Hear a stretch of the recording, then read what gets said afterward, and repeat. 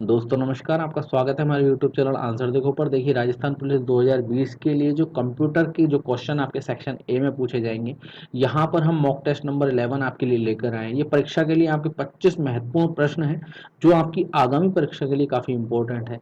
देखिए, ये आपके जो एग्जाम में जो क्वेश्चन पूछे जाएंगे उसी पैटर्न पे हमने यहाँ पर क्वेश्चन आपके लिए बनाए हैं। ये आपके विगत परीक्षा में पूछे हुए प्रश्न भी हैं, कुछ नए प्रश्न भी हैं। आप हमें जरूर कमेंट करके बताएं कि आपको इन क्वेश्चंस में से आपको कितने क्वेश्चन आते हैं, और इस वीडियो को आप पूरा देखें। इसमें हम डिटेल से भी आपको बताते हैं कि इसका आंसर क्या होगा किसी भी चीज़ का।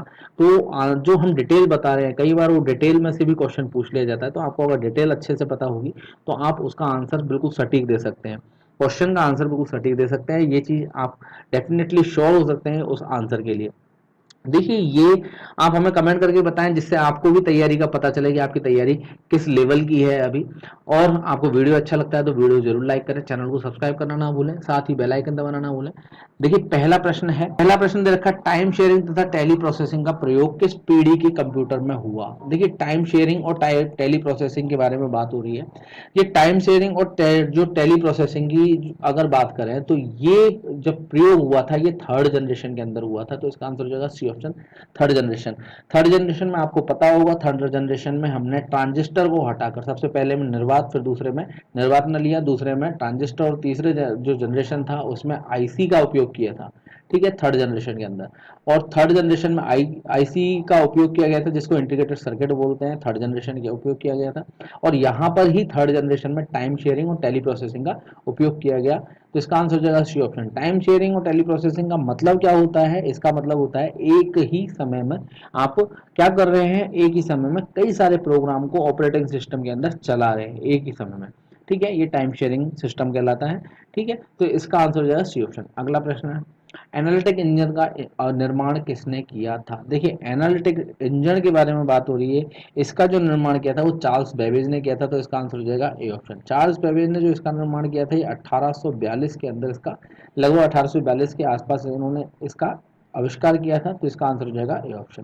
अगला प्रश्न है आपका, स्वैपिंग क्या है। देखिए, स्वैपिंग के बारे में बात करते हैं तो स्वैपिंग क्या होता है, जब आप कोई काम कर रहे हैं तो कोई भी प्रोग्राम हो उसको मेमोरी उपयोग करने में मेमोरी से बाहर भेजने का एक तरीका होता है, ये स्वैपिंग। तो इसका आंसर हो जाएगा सी ऑप्शन।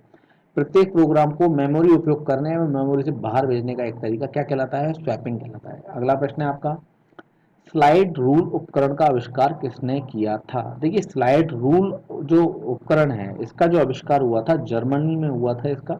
ठीक है, जर्मनी में इसका आविष्कार हुआ और 1620 ईस्वी में इसका आविष्कार किया गया था। और इसके जो आविष्कार कराने वाले थे विलियम आर्टरेड थे, तो इसका आंसर हो जाएगा बी ऑप्शन, विलियम आर्टरेड। और इस ये आधारित जो था ये लघु गुणक पे आधारित था, लघु गुणक पर आधारित था, तो इसका आंसर हो जाएगा बी ऑप्शन। अगला प्रश्न है आपका, भारत में विकसित परम सुपर कंप्यूटर का विकास किस संस्था ने किया था।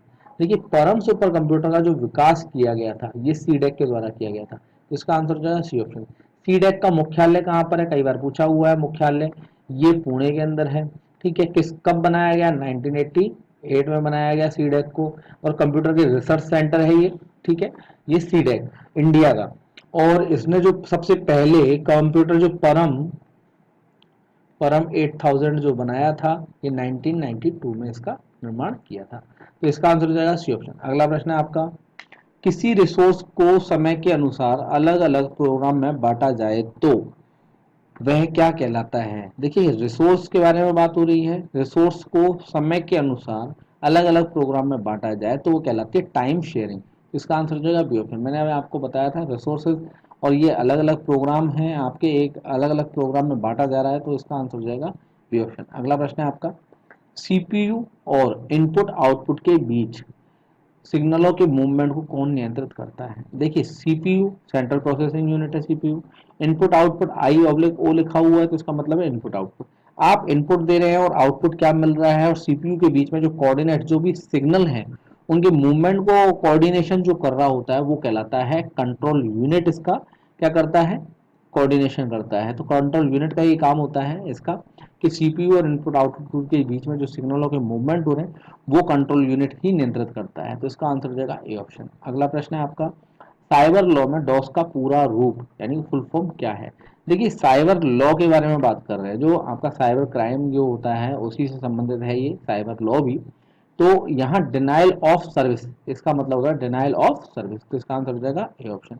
अगला प्रश्न है आपका, ब्लूटूथ नाम किस राजा के नाम पर रखा गया? देखिए ब्लूटूथ के बारे में बात कर रहे हैं। ब्लूटूथ डिवाइस जो बनाई गई थी, ब्लूटूथ जो बनाया गया था, ये सबसे पहले 1994 में बनाया गया था और ये हार्टसन के द्वारा बनाया गया था। ठीक है, हार्टसन के द्वारा, ठीक है, इसको हार्टसन ने बनाया था और 1994 में बनाया था ब्लूटूथ को। ये जो नाम रखा गया था हेराल्ड ब्लैंकेट के नाम पे रखा गया था, तो इसका आंसर हो जाएगा ए ऑप्शन। ये राजा थे हेराल्ड ब्लैंकेट, तो किस राजा है ये? राजा थे ये हेराल्ड ब्लैंकेट, तो इनके नाम पर इसको बनाया गया था क्योंकि इन्होंने एक बहुत पहले 16वीं सदी थी उसके अंदर इन्होंने एक ब्रिज का निर्माण करवाया था। पहले राजा थे जिन्होंने ब्रिज का निर्माण किया था, इसीलिए इनका ये ब्लूटूथ नाम से ही ब्लूटूथ डिवाइस को बनाया गया। ठीक है, तो इसका आंसर हो जाएगा ए ऑप्शन। अगला प्रश्न है आपका, डब्ल्यू के आविष्कारक का प्रवर्तक व प्रवर्तक कौन थे? देखिए डब्ल्यू के आविष्कारक व प्रवर्तक थे टिम्स बर्नर्स-ली, तो इसका आंसर हो जाएगा सी ऑप्शन।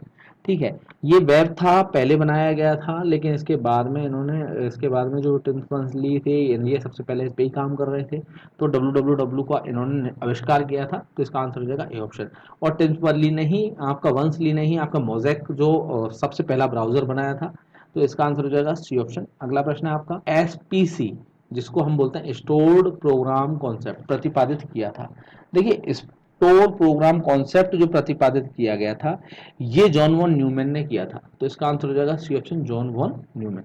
और कब किया था? ये 1940 के अंदर किया था, तो आपको याद रखना है 1940 में जॉन वॉन न्यूमैन ने एसपीसी स्टोर प्रोग्राम कॉन्सेप्ट प्रतिपादित किया था। इसी पे ही आपके जो ईएनआईएसी और आपके ईडीबीएसी और ईएसडीएसी, ये जो जितने भी आपके प्रथम पीढ़ी के कंप्यूटर जो बने थे वो सारे के सारे इसी बेस पे बने थे, स्टोर प्रोग्राम कॉन्सेप्ट पे, तो इसका आंसर हो जाएगा सी ऑप्शन। अगला प्रश्न है आपका, विश्व का प्रथम इलेक्ट्रॉनिक डिजिटल कंप्यूटर है, प्रथम इलेक्ट्रॉनिक डिजिटल कंप्यूटर के बारे में बात हो रही है और वो भी विश्व का, तो वो ईएनआईएसी था, तो इसका आंसर हो जाएगा बी ऑप्शन ईएनआईएसी। ईएनआईएसी की फुल फॉर्म क्या है? तो ईएनआईएसी का फुल फॉर्म है, ई का मतलब है इलेक्ट्रॉनिक, एन का मतलब है न्यूमेरिकल और आई का मतलब होता है इंटीग्रेटर, एंड का मतलब होता है, ए का मतलब एंड और सी का मतलब क्या होता है? कैलकुलेटर। या कंप्यूटर नहीं है, आप याद रखना, कई बार ये इसमें ईएनआईसी की फुल फॉर्म जब पूछी जाती है तो लास्ट में कंप्यूटर लिखा आता है, जबकि ये होता है कैलकुलेटर, आपको याद रखना है। ठीक है, ये सी का मतलब क्या होता है? Calculator. Electronic numerical integrator and calculator, ये इसकी फुल फॉर्म होती है, तो इसका आंसर हो जाएगा बी ऑप्शन। अगला प्रश्न है आपका, इंटीग्रेटेड सर्किट चिप का विकास किसने किया था? आईसी के बारे में बात हो रही है, किसने विकास किया था? इस चिप का विकास किया था जेएस किल्वी ने, तो इसका आंसर हो जाएगा सी ऑप्शन। जेएस किल्वी ने इसका आविष्कार किया था, 1946 में इसका आविष्कार किया गया था, तो इसका आंसर हो जाएगा सी ऑप्शन। अगले दोस्तों, अगर आपको वीडियो अच्छा लग रहा है तो वीडियो को जरूर लाइक करें, चैनल को सब्सक्राइब करना ना भूलें, साथ ही बेल आइकन दबाना ना भूलें ताकि आपको वीडियोस के अपडेट नोटिफिकेशन मिलते रहें। और साथ ही हमें लास्ट में जो क्वेश्चन छोड़ा है आपके लिए उसका आंसर हमें कमेंट करके जरूर बताएं और हमें ये भी बताएं कि आपको इन क्वेश्चंस में से कितने क्वेश्चंस आते थे। तो अगला प्रश्न देखते हैं। क्वेश्चन अगला प्रश्न है, प्रथम मैकेनिकल कैलकुलेटर का निर्माण किसने किया था? देखिए मैकेनिकल कैलकुलेटर का जो निर्माण किया था ये ब्लेज पास्कल ने किया था, और ये मैकेनिकल इंजीनियर थे जिन्होंने मैकेनिकल कंप्यूटर कैलकुलेटर का निर्माण किया था, तो इसका आंसर हो जाएगा सी ऑप्शन। 1643 के अंदर उन्होंने इसका आविष्कार कर लिया था, तो इसका आंसर हो जाएगा सी ऑप्शन। अगला प्रश्न है आपका, सीपीयू का वह भाग जो अन्य सभी कंपोनेंट्स कंप्यूटर कंपोनेंट्स की गतिविधियों को कोऑर्डिनेट करता है वह है। देखिए सीपीयू के उस भाग के बारे में बात करते हैं। सेंट्रल प्रोसेसिंग यूनिट में तीन भाग होते हैं।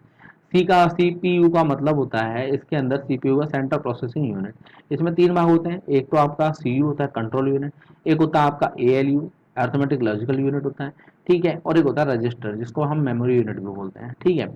अब इसके अंदर आप ये बोल रहे हैं कि सभी कंप्यूटर कंपोनेंट्स की गतिविधियों को कोऑर्डिनेट करने का कार्य कौन करता है?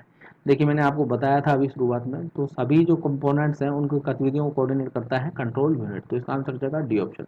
अगला प्रश्न है आपका, अक्टूबर 2003 में किस कंपनी ने एंड्रॉयड का विकास शुरू किया था? एंड्रॉयड का जो विकास शुरू किया था वो एंड्रॉयड इंक ने किया था 2003 में अक्टूबर में, तो इसका आंसर हो जाएगा बी ऑप्शन।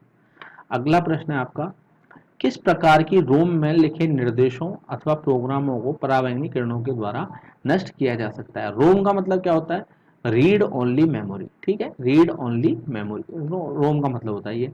अब यहाँ हो रही है बात रोम के जो टाइप होते हैं, ठीक है, तो रोम के जो टाइप हैं उन टाइप में ये पूछ रहा है कि कौन सी रोम है जिसमें ये अल्ट्रावायलेट वेव्स, पराबैंगनी किरण मतलब अल्ट्रावायलेट वेव्स के द्वारा लिखे हुए निर्देश अथवा प्रोग्रामों को हम हटा सकते हैं, उन प्रोग्रामों को हटाया जा सकता है ईपी रोम के अंदर। तो इसका आंसर हो जाएगा बी ऑप्शन। ये ईपी रोम का मतलब क्या है, erasable programmable read only memory, ठीक है। तो इसके अंदर हम जो भी इसके अंदर जो शुरुआत में जो इसके अंदर जो प्रोग्राम लिखे हुए हैं, निर्देश लिखे हुए हैं, उन निर्देशों को हम अल्ट्रावायलेट वेव्स के द्वारा हटा सकते हैं, ठीक है। तो इसका आंसर हो जाएगा ईपी रोम। लेकिन अगर डबल ई पी रोम के बारे में बात करते हैं, इलेक्ट्रिकल इरेजेबल प्रोग्रामेबल, और रोम आपकी है ही है, ठीक है, तो इसके अंदर अगर बात करते हैं तो यहाँ जो है ये हाई वोल्टेज आपको पल्स देनी पड़ेगी प्रोग्राम को मिटाने के लिए। तो हमारा जो क्वेश्चन था अल्ट्रावायलेट वेव के बारे में कि अल्ट्रावायलेट वेव से कौन सा है जो रोम जिसमें से लिखे हुए निर्देश हम हटा सकते हैं, तो वो ईपी रोम है। तो इसका आंसर हो जाएगा बी ऑप्शन। अगला प्रश्न है आपका, ऐसे एप्लीकेशन के लिए मैग्नेटिक टेप प्रैक्टिकल नहीं है जिनमें डेटा शीघ्र कॉल किया जाना है क्योंकि टेप। अब आपसे यहाँ बात हो रही है ऐसे एप्लीकेशन के लिए, देखिए क्वेश्चन को समझना जरूरी होता है। सबसे पहली बात ये है क्वेश्चन को समझना जरूरी है, क्योंकि क्वेश्चन को बिना समझे आप आंसर देते हैं और बिल्कुल आप जल्दी से आंसर हो, अगर उसको क्वेश्चन को समझ के बिना समझे आपको जल्दी से पढ़ लेते हैं और उसका आंसर देने की कोशिश करते हैं, तो जरूर ही आपका आंसर गलत होगा। तो ये चीज आप ध्यान रखें। तो देखिए यहाँ जो क्वेश्चन पूछा हुआ है मैग्नेटिक टेप के बारे में कि प्रैक्टिकल नहीं है, ऐसी एप्लीकेशन के लिए मैग्नेटिक टेप प्रैक्टिकल नहीं है जिनमें डेटा शीघ्र कॉल किया जाना, मतलब आप डेटा को बार बार रिकॉल कर रहे हैं या आप कोई फाइल है उसको बार बार खोल रहे हैं, तो वहां मैग्नेटिक टेप प्रैक्टिकली यूज नहीं कर सकते हैं। मैग्नेटिक टेप क्यों नहीं कर सकते हैं, उसका रीजन होता है क्योंकि मैग्नेटिक टेप होते हैं सिक्वेंशियल एक्सेस मीडियम में। तो ये इसका आंसर हो जाएगा A option, sequential access medium. Sequential access medium मतलब क्या होता है, डेटा जो है सीक्वेंस में जमा हुआ होता है पूरा का पूरा, इसका मतलब ये होता है।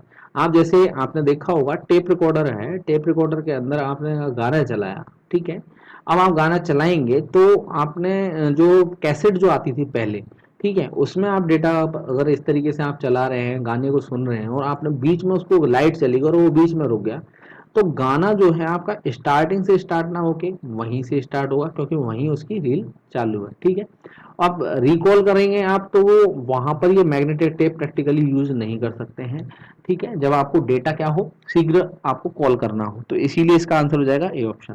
अगला प्रश्न है आपका, बूटिंग प्रोसेस कौन सी फाइल स्वतः रन करता है। देखिए बूटिंग प्रोसेस के बारे में बात होती है ऑटो exe.bat, ये फाइल होती है, ये फाइल को स्वतः रन करता है, तो इसका आंसर हो जाएगा बी ऑप्शन। आपको ध्यान रखना है बूटिंग प्रोसेस के लिए ये फाइल यूज में ली जाती है .bat, ठीक है, ऑटो exe.bat ये फाइल है, इसको यूज करता है ये ऑटो रन के लिए, ठीक है। अगला प्रश्न है आपका, किसने पहला इलेक्ट्रॉनिक कंप्यूटर ENIAC को बनाया था। मैंने आपको बताया था electronic numerical integrator and computer है इसकी फुल फॉर्म, और इसको बनाने वाले थे प्रेस्पर एकर्ट और जॉन मॉस्ले। तो इसका आंसर सी ऑप्शन। कब बनाया गया था ये मैंने आपको बताया था, इसको बनाया था 1946 में, इसको बनाया गया था प्रेस्पर एकर्ट और जॉन मॉस्ले के द्वारा। तो इसका आंसर क्या हो जाएगा, सी ऑप्शन। अगला प्रश्न देखते हैं। अगला प्रश्न है, एक प्रोसेस जब अधिक गति में डेटा या फाइल का लेन देन करता है तब सिस्टम अधिक प्रभावी रूप में से कार्य करता है, यह कहलाता है। देखिए ये जो है जब प्रोसेस जब गति अधिक हो, ठीक है, डेटा या फाइल को लेने या देने की, तो सिस्टम अधिक प्रभावित रूप से कार्य करता है, ये सारी जो प्रक्रिया ये कहलाती है रियल टाइम सिस्टम। तो इसका आंसर हो जाएगा A option, real time system. अगला प्रश्न है आपका, दशमलव प्रणाली के स्थान पर कंप्यूटर में बाइनरी डेटा की सिफारिश करने वाली थी। देखिए करने वाली जो थी वो अगस्ता एडा थी, तो इसका आंसर हो जाएगा सी ऑप्शन। ये बाइनरी डिजिट पे ही काम कर रही थी, तो इन्होंने बाइनरी डेटा जो है उसको सिफारिश की थी दशमलव प्रणाली के स्थान पर कंप्यूटर में, तो अगस्ता एडा थी, और अगस्ता एडा ही जो थी इन्होंने ये कंप्यूटर का पहला प्रोग्राम बनाने वाली थी, तो इसका आंसर हो जाएगा सी ऑप्शन। अगला प्रश्न है आपका, ब्लूटूथ किस टेक्नोलॉजी पर कार्य करती है? देखिए ब्लूटूथ का मैंने आपको बताया था 1994 के अंदर इसका निर्माण किया गया था 1994 में। और ये जो बनाई गई थी ये हार्टसन के द्वारा बनाई थी, हार्टसन के द्वारा। और ब्लूटूथ को ये जो विकसित किया गया था हार्टसन के द्वारा। अब ये जो कार्य करती है रेडियो फ्रिक्वेंसी पे काम करती है, तो इसका आंसर हो जाएगा बी ऑप्शन।